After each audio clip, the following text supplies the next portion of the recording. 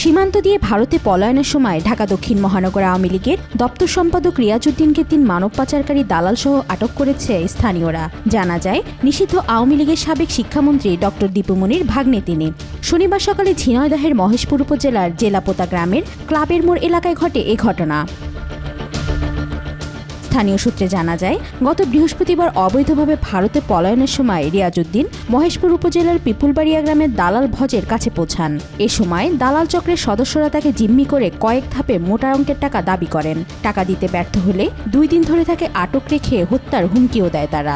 গত বৃহস্পতিবার একজন লোকের মাধ্যমে তো ওনারা বলছে, যেহেতু আমাদের মেডিকেল বিষয় এখন সমস্যা দেয় না, ভারত এর আগেও মারে চিকিৎসা করাইছে, আমরা নিজেরও চিকিৎসা হয়েছি, যার কারণে আমার বলছে এখান থেকে একটা পাসপোর্টে বৈধভাবে ভিসা দিয়া যাওয়ার একটা ব্যবস্থা করব। সেই ক্ষেত্রে আমি আমার নিজের পাসপোর্টও নিয়ে আসছি। পাসপোর্ট নিয়ে আসার পরে ওরা আর সেগুলো করে না, ওরা আমার অবৈধ পথে দিতে এসেছিল নদী দিয়ে, আমি সেখানে যাই নাই এবং না যাওয়াতে ওকে হাতে পায়ে কান্নাকাটি করছি। এবং মূলত ওরা ছিল একটা চক্র, প্রতারক চক্র, এবার টাকা হাতে নেওয়া। আমার সেই দিন নির্মম নির্যাতন করে এবং তারা টর্চার করার পরে রাতে আমার অনেক টাকা, আমার যেগুলো বিকাশ এবং আপনার এটিএম কার্ডের টাকা টুকা সেগুলো আমার সাথে যা ছিল সব নিয়ে আমার একটা বদ্ধ করে রাখছে প্রায় 3 দিন। শনিবার সকালে মোটরসাইকেলে করে তারা শহরের দিকে নিয়ে যাওয়ার সময় সুযোগ পেয়ে রিয়াজউদ্দিন লাফিয়ে পড়ে চিৎকার শুরু করেন। তার ডাক শুনে স্থানীয়রা এগিয়ে এসে মোটরসাইকেলে থাকা 2 দালাল সহ রিয়াজকে আটক করে। সে হচ্ছে মূলত বাংলাদেশ থেকে পার হয়ে যাচ্ছিল। সে ঢাকা মহানগর দক্ষিণ আওয়ামী লীগের দপ্তর সম্পাদক, ওনার নাম রিয়াজউদ্দিন। সে দীপু মনি, সাবেক শিক্ষামন্ত্রী দীপু মনির সে হচ্ছে ভাগ্নি। সকালবেলা আমার রিং দিয়ে জানায় যে আপনার 2 জন লোক ধরা পড়েছে, এরকম এই বিষয়ে লোক মানব পাচারকারী। এবার এসে দেখি জানতে পারি যে একজনের বাড়ি কুমিল্লা চাঁদপুর আর বাকি 2 জনের বাড়ি হচ্ছে পেপুলবেড়ে চাপাতালার। তারা মূলত ব্যবসাও করে বা বিজিবির লিস্টেও, মানে লিস্টে, অপরাধ লিস্টে নামও আছে, ভজে নাম।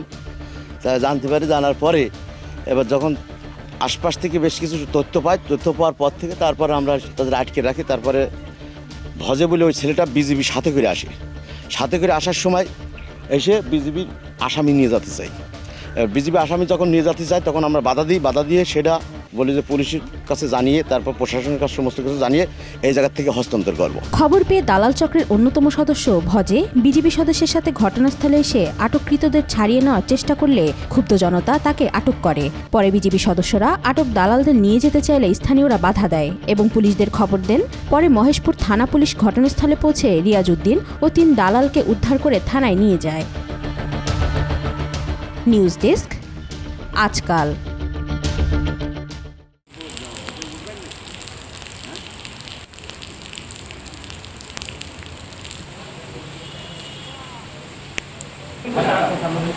থেকে স্যার ওই দিক থেকে নিয়ে আসলে